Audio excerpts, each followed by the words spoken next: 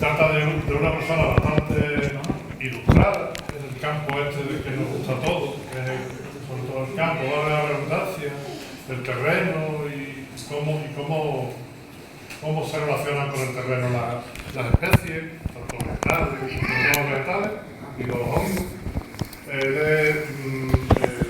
Salvador Pérez González, ha sido catedrático del Instituto de la Zoología y profesor asociado de la Universidad de Málaga. Nos va a hablar sobre la seta. El título es bastante sugerente. El título que nos ha propuesto es La seta, mucho más que un entretenimiento. Así que yo creo que todos estamos de acuerdo con esa aseveración, con ese título. Así que, encantado, Salvador.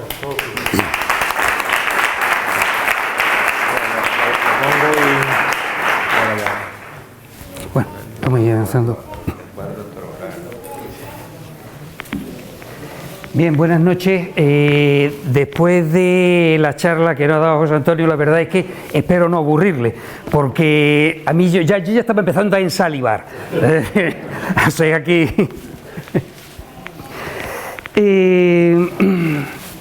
el título que le hemos dado, La seta, algo más que un entretenimiento, viene un poco justificado por el interés creciente que estamos viendo en la sociedad en estos últimos años por las setas, por los hongos. No hace mucho tiempo he salido con gente, bueno, mucho tiempo, quizás 30, 40 años, o sea que sí es tiempo, pero he salido al campo con gente que veía una seta, si la conocía bien, la podía coger, si no, por si era mala, la pisoteaba, la rompía, no fuera a ser que viniera alguien detrás y la cogiera y se pudiera envenenar. Como ve, el comportamiento no era en absoluto digno de aplauso, pero la persona esa lo hacía con, en fin, por hacer un bien, con interés, por el interés que eso le suponía, que no fuese alguien a sentarle mal. Bien. Hasta hace no mucho tiempo, cuando me movía por un mercado en Málaga, yo podía encontraba champiñones y setas, no había otra cosa. Los pleurotos eran setas y no tenían ninguna otra calificación, y los champiñones, bueno, pues eran los champiñones. Después empezaron a verse ya en bandejas los pleurotus, estos setas de cardo cultivadas, que todo parecido con la de chopos, o los shiitake. Eso han sido lo siguiente, pero este otoño, hace unos días, me di una vuelta por el mercado de Málaga, del Central, y aparecían boletus, teníamos chantarelas, aparecían senderuelas, pies azules, setas de cardo, ahora aquí sí la silvestre, no la anterior, negrilla, la ratona, níscalos. Quizás los níscalos sí se llevaban viendo un poco más de tiempo, es decir, después de los pleurotus o las setas y los champiñones sí empezaron a verse níscalos. La lengua de vaca también se aparece, la gula de monte y las trompetas negras. Yo la conocía como trompeta de los muertos, pero me estoy encontrando por todos lados trompetas negras. Parece ser que eso, comerse algo que lleva a muerto, no se agradece. Entonces, por todos lados estoy encontrándomela ya como trompeta negra. Boletus secos. Sí, 10 euros los 100 gramos, era... ¿Qué boleto es? Puede ser el AE.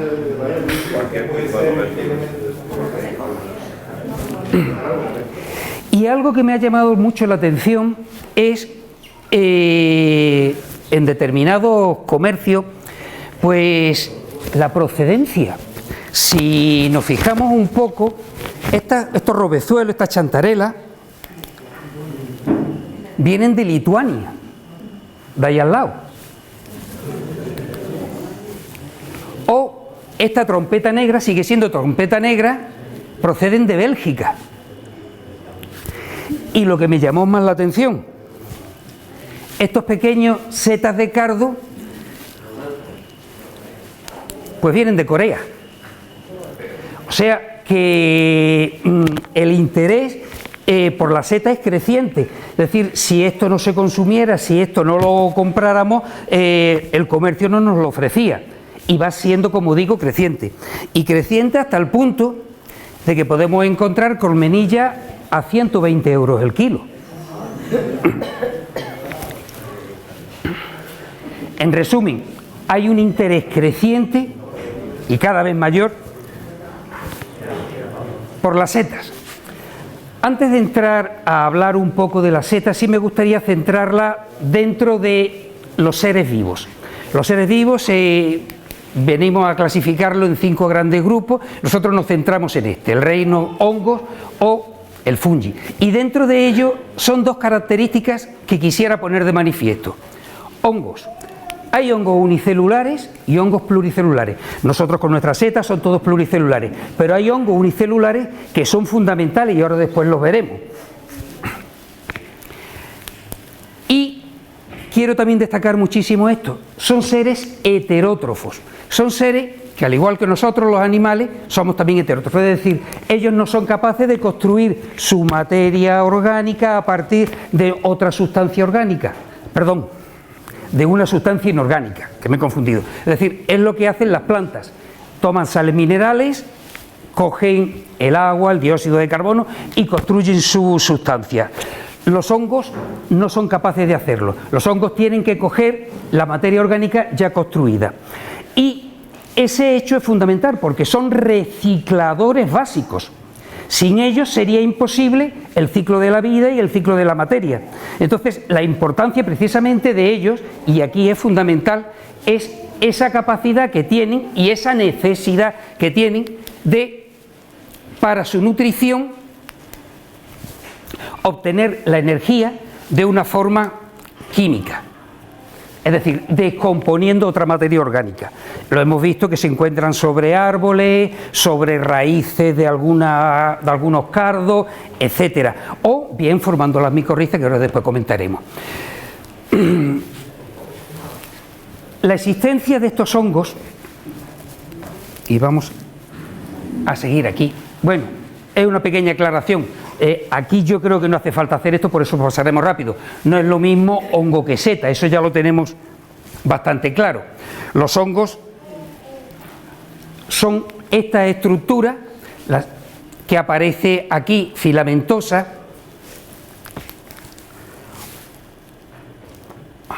esta otra que aparece aquí rodeando esas raíces, esta otra que aparece aquí y es digno de destacar en la superficie de un suelo y además siendo esenciales para ese suelo. Yo por suelo aquí ahora mismo no me estoy refiriendo a lo que estamos pisando, me estoy refiriendo a la capa superficial de la tierra, que en algunas ocasiones no tiene más de 15, 20, 30 centímetros, pero que es esencial para el desarrollo de la vida. En ese suelo es donde se van a producir los procesos de descomposición de materia orgánica que llevan a cabo fundamentalmente los hongos, aunque no sean exclusivamente los hongos, y van a dar las sales minerales que las plantas van a poder tomar. Sin ellos ese suelo no existiría y por tanto todo lo que viene encima tampoco. Otro hongo y por fin ya lo que tenemos aquí son algunas setas. Entonces ya eso yo creo que todos aquí lo tenemos claro. El hongo es toda esa estructura y la seta es una parte de algunos hongos. Existen muchos otros hongos que no producen setas. Y aquí tenemos la relación entre ambos, de algunos. Tenemos todo ese filamento, esas hifas, ese micelio, que es el nombre que recibe el conjunto de todos esos hilos, y en determinadas condiciones, cuando la humedad es apropiada, cuando la temperatura es apropiada, esas hifas van a dar lugar a unas estructuras, algunas de esas hifas, que es la seta, que será la forma en la que el hongo vaya a reproducirse. Aquí tenemos un pequeño esquema, tenemos Es un ciclo. Tenemos la seta, se producen las esporas van a germinar, aparecen las hifas constituyen el micelio y ese micelio, cuando las condiciones son adecuadas, va a darnos de nuevo, otra vez, la seta. Y precisamente gracias a esto, en algunas ocasiones podemos encontrarnos cosas como estas, es decir, nos aparece una, otra seta, pero no son hongos distintos, es el mismo hongo que se ha extendido por ese suelo, las condiciones son adecuadas y está fructificando. Ni que decir tiene en el folleto, el díptico, viene comentado, pero yo creo que todo el mundo lo sabe. Cuando estamos recolectando seta tenemos que tener cuidado de no dañar el hongo. Si dañamos el hongo podemos hacer o vamos a estropearnos la recogida siguiente, la próxima recogida. Tenemos que procurar coger la seta, bueno, pues lo menos dañina posible para el hongo que va a estar en ese suelo.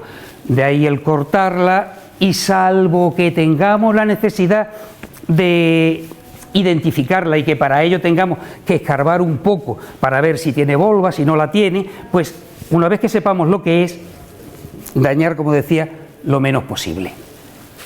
Muy rápidamente vamos a comentar un poco del reino de los hongos, de alguno de sus grupos. Estos 4 grupos, y el primero es de los figomicetes. Hifas muy ramificadas, eso sí, se ramifican mucho.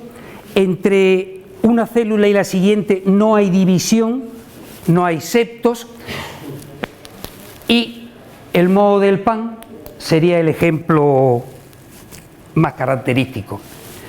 El de los deuteromicetes son hongos unicelulares, las levaduras, gracias a ellas el pan, la cerveza y, para mí, con algunas uvas las trituramos, obtenemos el mosto, lo llevamos a unos barriles y ahí va a producirse lo que comentábamos antes, el azúcar de la uva, la levadura lo va a transformar, me va a dar lugar a dióxido de carbono, un gas que sale, y va a darme lugar a alcohol.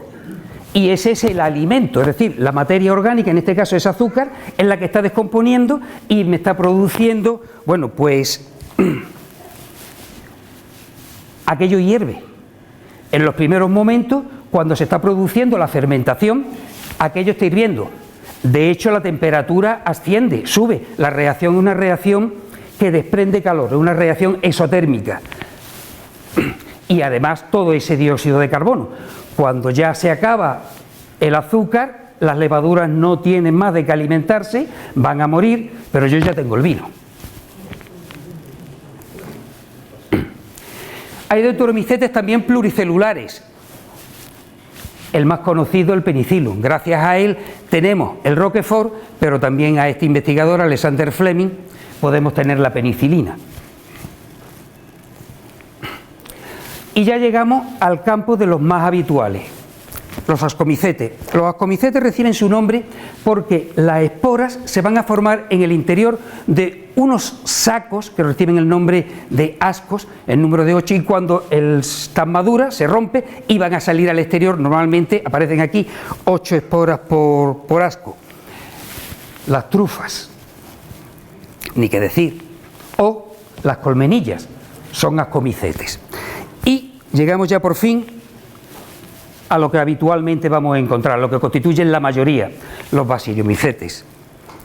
Características de ello, pues que sus células hifales, es decir, hay unas células particulares, los basidios, que son los que van a dar lugar a las esporas. Las esporas se van a formar en número de 4 al final de esa célula y posteriormente, estas son las esporas, se produce la ruptura y sale al exterior el champiñón, los níscalos. Bien, permítame un momento de distracción.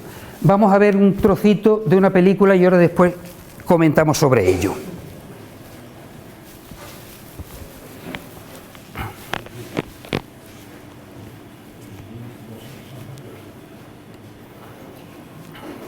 El oso.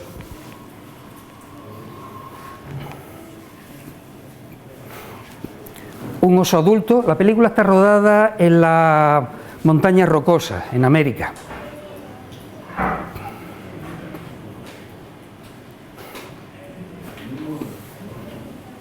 Tiene hambre y encuentra un manjar. Hay boletos a su disposición.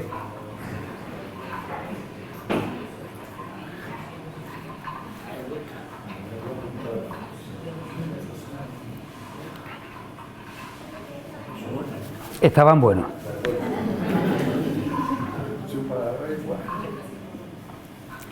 Detrás de él va un oseno. Es joven, no tiene experiencia, pero también tiene hambre. Y caramba, setas.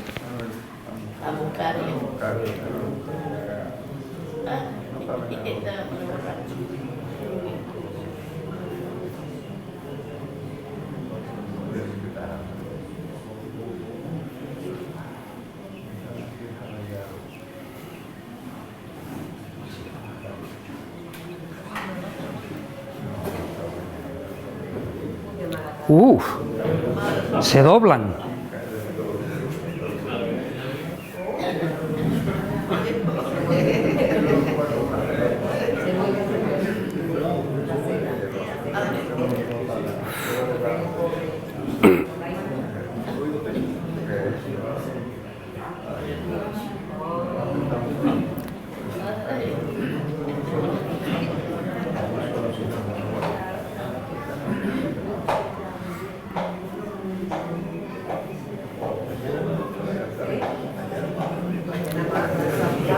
Las setas vuelan.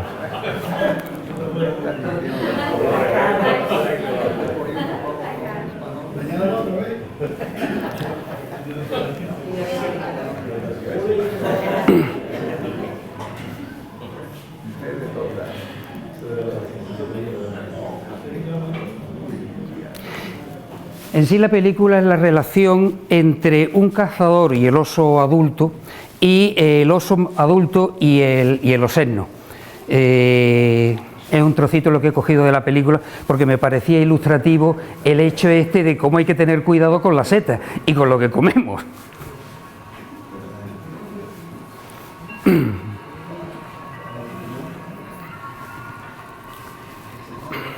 Bien, ya parece que el agua nos ha ayudado, la lluvia, y cambiaremos. La hemos reconocido. Lo que el oseno estaba comiendo era la matamosca, la falsaronja, la manita muscaria.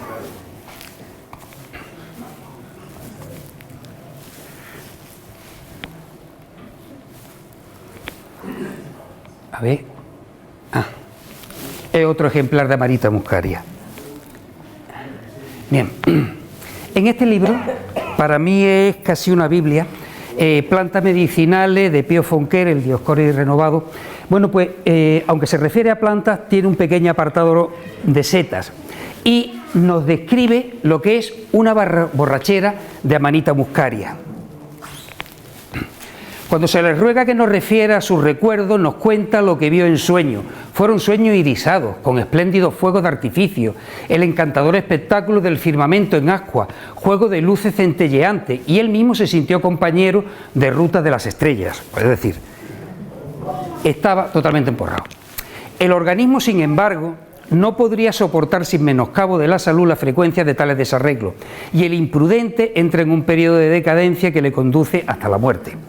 Es decir, no todas las setas son mortales, algunas son alucinógenas, y un abuso de ellas, bueno, pues puede llevar, como nos está aquí indicando, incluso a la muerte. De ahí que no es raro, bueno, pues todos los años nos encontremos cosas como esta. La Voz de Galicia, un total de personas se intoxicaron por comer setas venenosas el año pasado. Esto es de Málaga, el sur. En estado grave, un hombre después de comer unas setas recogidas en el campo. El Diario de León, El Bierzo. La muerte de un hombre de 75 años de Sobredo por comer setas tóxicas, etcétera. El País de Cataluña, un hombre muere tras ingerir setas venenosas en Sant Sadurní de Noia. Es decir, hay que distinguir. Pero hay que tener cuidado, porque esto me lo he encontrado hace unos días buscando por internet. Aquí dice, en general las setas venenosas suelen tener colores brillantes, sombreros y láminas de aspecto inusual y características muy diferentes de las setas comestibles. Estas podrían cumplir. No tienen colores brillantes, las láminas son normales, pero probablemente ya la hayáis reconocido. La oronja verde, la manita faloide. Y precisamente de ella se dice que aproximadamente el 95% de los envenenamientos mortales por ingesta de seta se deben a esta manita y bastan del orden de 20 gramos para matar a una persona. En fin, hay que tener evidentemente su cuidado. Y hay una serie de consejos por ahí circulando que es conveniente aclarar. Por ejemplo, si cuece una seta con un cubierto de plata y este no ennegrece, la seta es comestible. Falso. Las setas de colores vivos y llamativas son venenosas. Tampoco. Si derrama leche al partirse, son venenosas. Tampoco. Hay que identificarlas correctamente fijándonos en las características distintivas. Y ahora voy a pasar rápidamente, bueno, pues por algunas de esas características distintivas. El color, no, ese no era. Ajá. Hay setas que tienen el color permanente, no van a variar. El color puede ser un característico, la ratona, por ejemplo, eso higrocibe.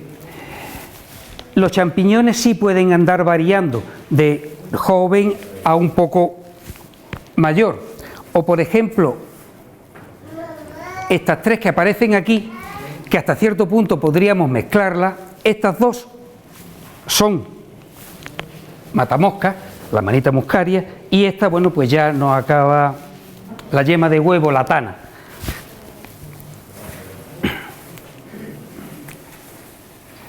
La forma del himenio, que presente pliegues, que sean aguijones, láminas, tubos, todas estas características sí son constantes, es decir, una que presente pliegue no va a cambiar y va a pasar a tener tubos. El color de la esporada, las esporas en sí son micrométricas y por tanto no vamos a poder distinguirla, pero en el conjunto de ellas sí puede dar un color característico. La seta de chopo va a presentar esa espora en conjunto, esa esporada marrón chocolate casi.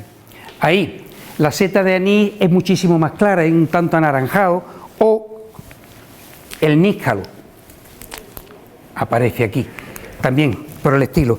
Hay tablas en donde nos pueden andar relacionando el color de la esporada con determinados tipos de seta. El color de las láminas o tubos, en algunos es invariante, pero en otros va a ir cambiando con la edad, hay que conocerlos. En este caso de aquí era un lauco agárico, va a ser blanco siempre y la esporada es blanca. Aquí la esporada es blanca y no es capaz de teñir las láminas son ese amarillo anaranjado, la seta de olivo. Los tubos pueden cambiar de color, pueden empezar siendo blancos y posteriormente amarillentos, o hay algunos que van a ser desde el principio ya amarillentos. La forma que presenta el píleo, sombrero, bueno, pues cónico, en forma de maza, acampanado, plano, embudado, forma de trompeta, estrellas, ovoide, había por allí uno, yo no suelo encontrarlo mucho, pero vamos, he visto en forma de maza o ramosa. Son características de todas ellas.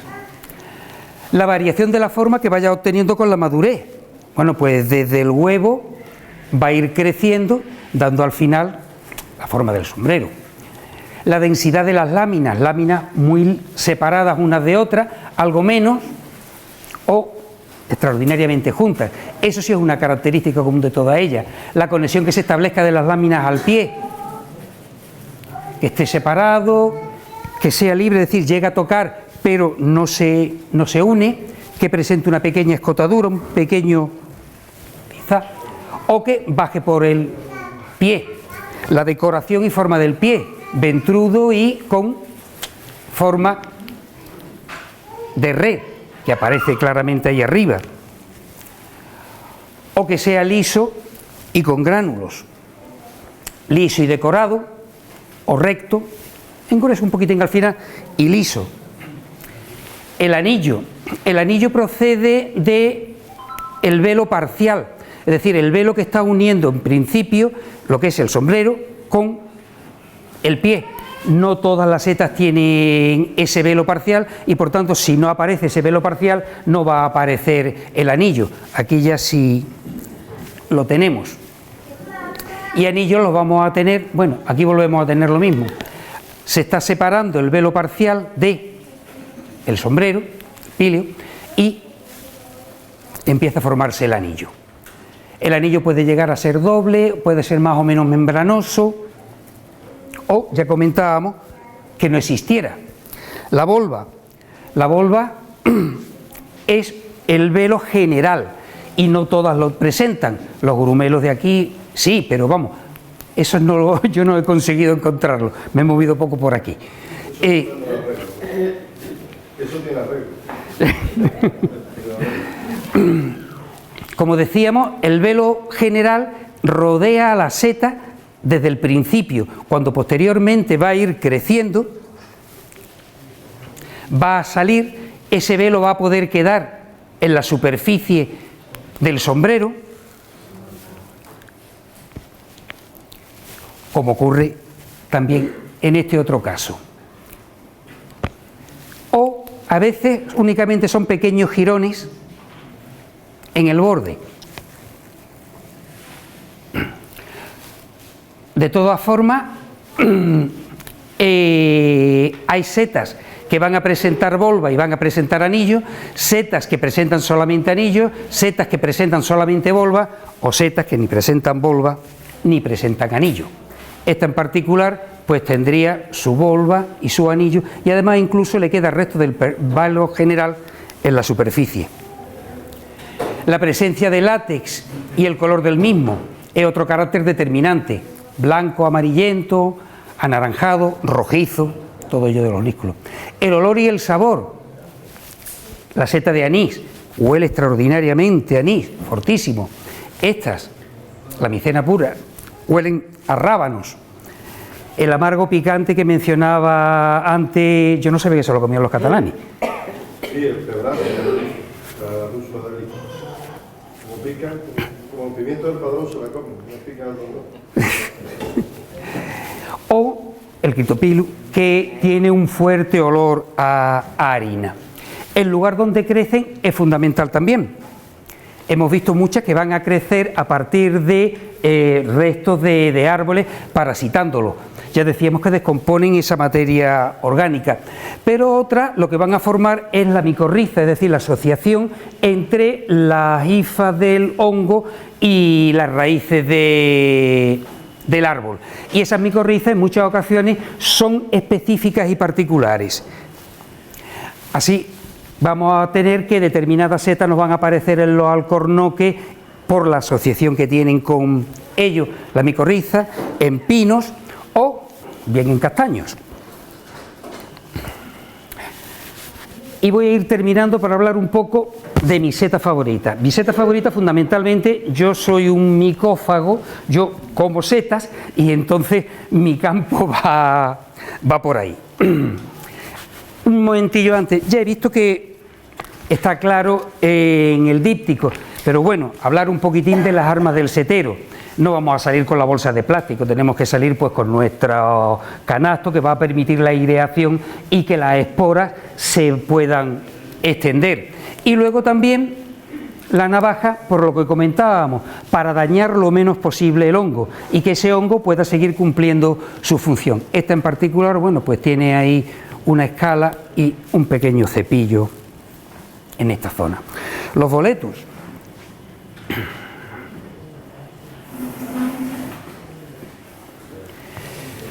Son probablemente de los mejores, de los más exquisitos. Aquí los vamos a catalogar con 3 tenedores. ¿Y cómo? Bueno, pues yo lo he comido crudo, simplemente con un poquito de aceite y limón y quizá un poquito de sal, incluso si quiere pimienta, y están realmente buenos. Con una especie de salsa con nata para acompañar carne o... En este caso lo tendríamos con patatas, pero bueno, la verdad es que con la carne queda mejor. En croquetas se reconocen perfectamente. Yo los he secado no a través de esto, sino simplemente con una mosquitera, lo he fileteado, lo he puesto y he tapado con otra mosquitera para evitar que vinieran insectos y demás. Y la verdad es que me ha funcionado, ¿eh? Confusión posible. Los boletos tienen pocas confusiones. En el momento en el que nos aparecen unos poros rojos, mejor dejarlo. Y aunque no todos los boletos que azulean son peligrosos, los comestibles no azulean. Y entonces es preferible dejarlo. Este en particular, Boletus Bellini, Sellos Bellini, Granulatus, en los montes de Málaga aparece mucho y lo he consumido, pero la verdad es que merece poco la pena. Nada más que el trabajo de andar quitándole lo que es la piel, pegajosa y después frito, a mí personalmente no me han gustado mucho. Así que le di nada más que un tenedor. El parasol o gallipierno, pues empanado, es decir, cuando ya está abierto, un poquito de jamón, la lonchita de queso, empanado y frito, deliciosos. En tortilla también.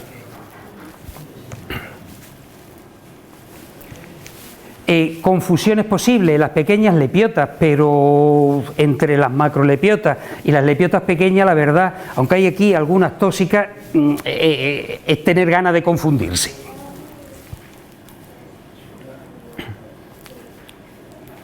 Champiñones. En general casi todos los champiñones son comestibles. Hombre, está ahí el santoderma, pero huele mucho como a tinta, a fenol, y ya eso ya nos está haciendo que lo dejemos. Y además amarillea también bastante. En particular a mí los que más me gustan son estos que tienen ese aroma a anís, suave, muy ligero, pero exquisitos. También lo hemos catalogado con los 3 tenedores. La yema, la oronja, la tana, bueno, esta ya... ¿Qué vamos a decir? El estado de huevo va creciendo, cruda, también con un poquito de sal, limón y un poquito de aceite, muy buena, pero a la plancha también con algo de perejil y ajo, son exquisitas. Fritas también. Los níscalos, bueno, pues los níscalos,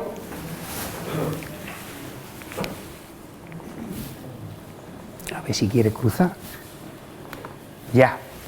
La cazuela de patatas con níscalos a mí me encanta, ¿eh? Y me boicotea allá. O en pepitoria con una salsa de almendra, si cabe me gusta aún más que la cazuela. Confusión, el falso níscalo, pero nada más que viendo la presencia del latte, el color que tiene, pues este blanco amarillento no es ni el naranja ni el rojo oscuro del sanguiflu. Las barbudas, esta es difícil encontrarla por lo rápido que se deteriora, los coprinus, pero si se cogen aún cerradas, cuando todavía no ha empezado a descomponerse, no empieza a tomar ese aspecto dilicuescente que echa un poquitín para atrás, bueno, pues sinceramente un revuelto de ella es de las setas que encuentro con un sabor más particular. Las trompetas, por algo hablan de la trufa de los pobres. Una salsa de trompetas con unos espaguetis, y si encima lo acompañamos con una copita de vino del que nos ayudó a hacer previamente la levadura, pues entonces ya lo tenemos todo listo. En fin.